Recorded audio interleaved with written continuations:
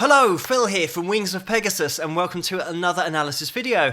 If you enjoyed this video, please give it a thumbs up and subscribe.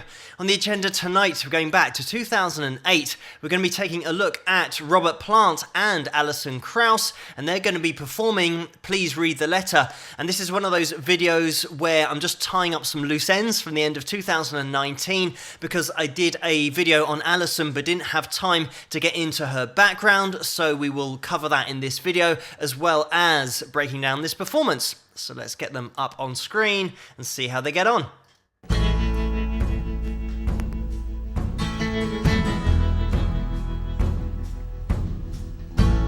Caught out running with just a little too much to hide.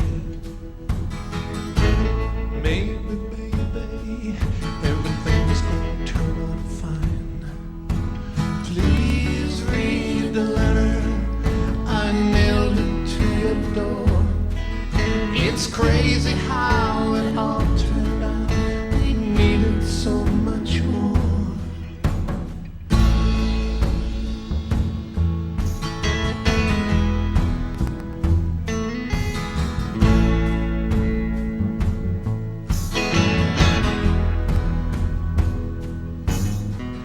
Too late, too late. A fool could read the sign. Maybe, baby, you better check between the lines. Please read the letter I wrote it in my sleep, with help and consultation from the angels of the deep.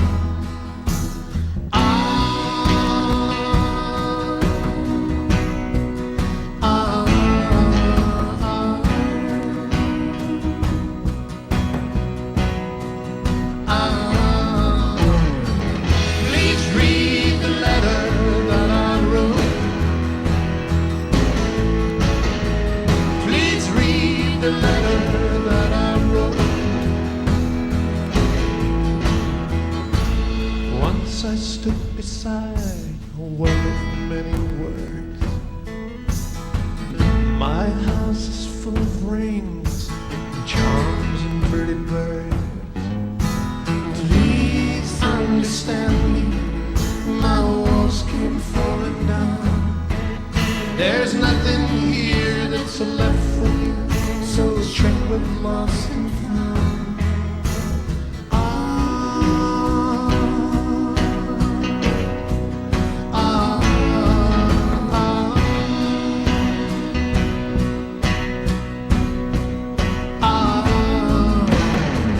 Please read the letter that I wrote.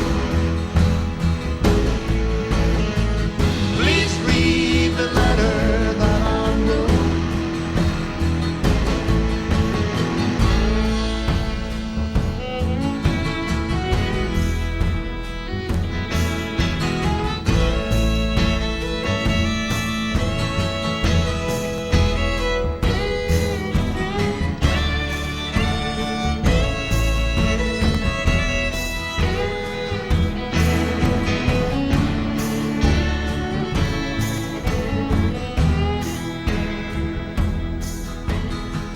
I'm just going to jump in here. As always, the link to this video is going to be in the description below, so you guys can watch it the whole way through without me interrupting it.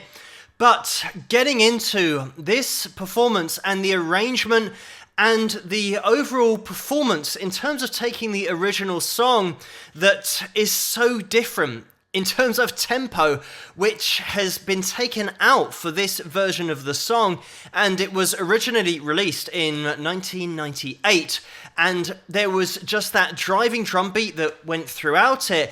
But here, one of the most important things that changes the mood, changes the feel, is taking that tempo out, but also not having that snare on 2 and 4 of the bar, but having it on 1 and 3, and just straightforward in that arrangement gives it such a different feel.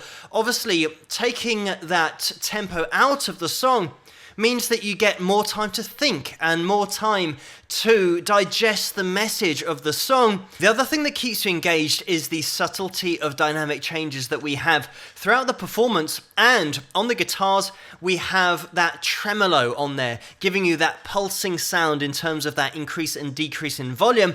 But also, going into the choruses, when the dynamics start to open up, the guitar then changes to a more overdriven sound, and the key to that working is the mix, keeping that guitar low in the mix so that the overdriven sound fills in the frequency but doesn't increase in volume, so that it doesn't start competing with that lead vocal. The lead vocals have that dynamic range in there as well, and they blend so well together. This is from their collaboration album called Raising Sand in 2007. In 2009, they won a Grammy for this song as well, and that was a Grammy-winning album in itself. But having this dynamic appreciation vocally means they can blend their voices, and it's something that the top vocalists will do naturally in terms of when somebody's singing a lead vocal, the person who's singing the harmony line won't start belting out in chest if the other person is close to that vocal fry sound, which Robert is. He's got that appreciation of dynamic range where this arrangement suits that vocal fry sound just ever so slightly, connecting those vocal cords, but then just letting them break apart a little bit to get that emotion in the sound. A top vocalist will use their vocal cords in exactly the same way that a top instrumentalist will use their instrument. So having that control and that range of being able to totally lean into the sound if required, Robert Plant is the top example of that in terms of delivering a vocal that can be right up in your face, belting in chest voice. But this is an example of taking the foot off the accelerator and going to that vocal fry sound, being so light with the tonal textures as well that just lend itself to the composition. Obviously, it's great to have one of the original writers being able to not only add his vocals, but his compositional ability to this version of the song. And also Alison, when she starts playing with the fiddle solo, usually you'd go to a band for that. She's got that top instrumental ability in order to sell you a solo, keep the same feel and the mood of the composition, and is a top musician, top instrumentalist in her own right, as well as being able to sing to the level that she does, providing harmony lines here as well, but so accurate pitch-wise, and has a great lead vocal. So everything rolled into one is Alison, but here being able to sing in harmony with somebody like Robert, you could argue that their vocal styles are totally different, but like I said, when you've got top quality vocalists, they can always meet in the middle because they just react to each other's voices, and that is what we get here, a great example of it. We have a great mix here throughout, and also the dynamic control of the band when you're listening out for the difference between the chorus and the verse, and especially after this fiddle solo, the dynamics really get brought down so that the vocals can stay in that place where it's not being belted, it is a conversational vocal, and both of the singers here aren't having to strain to be heard, and that's something that can happen when there's a bad mix or when the onstage sound isn't perfect and singers have to belt just to hear themselves, whereas the mix here, the balance and the dynamic control of the band means that the vocal can be so spoken that it will connect on a deeper level because of having that quality to it. But let's watch the rest of the performance. One more song just before we go. Remember, baby, you gotta reap just what you sow. Please read my letter and promise me you'll keep the secrets and the memories we cherish in the deep. Please read the letter I nailed it to your door. It's crazy how it all turned out. We needed so much more. Please read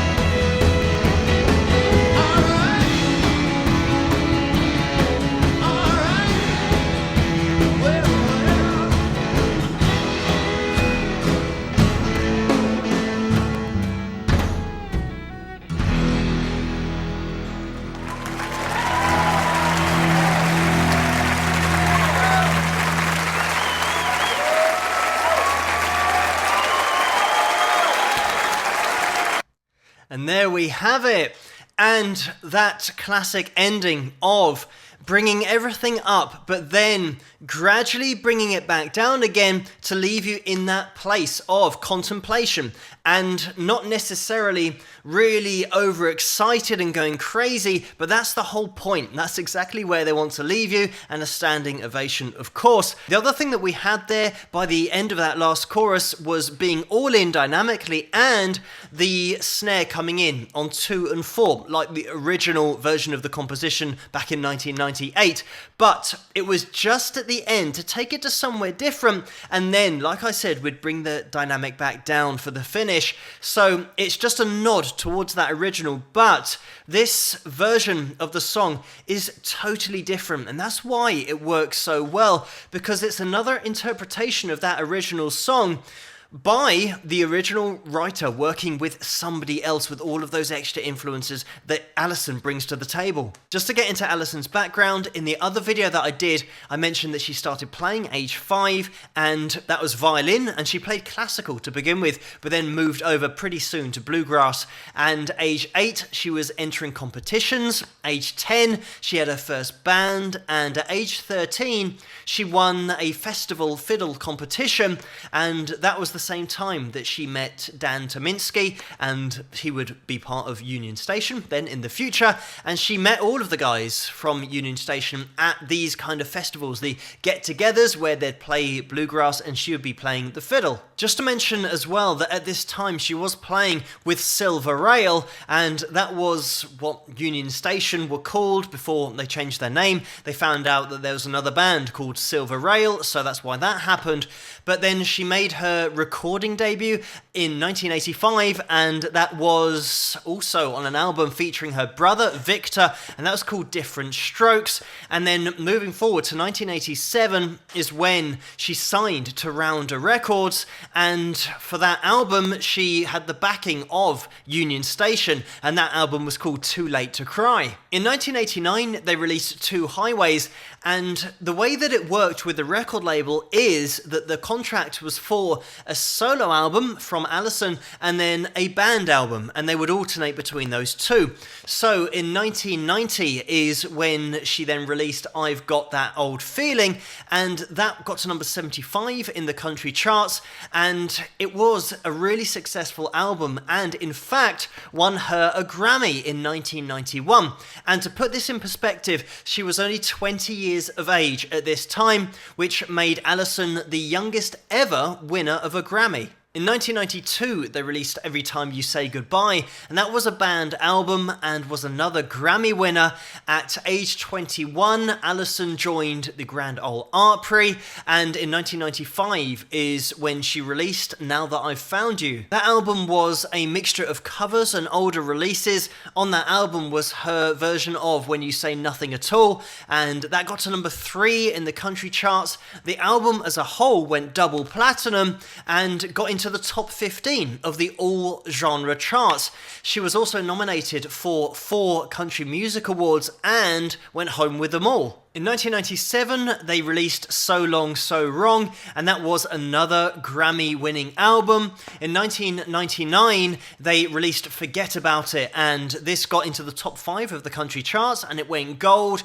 This was the same time that Adam Steffi left the band, and Jerry Douglas was introduced with his dobro playing skills, which you can see in the other video that I did on Alison. In 2001, New Favourite was released, and that also was a Grammy-winning album. You can start to see a bit of a trend here.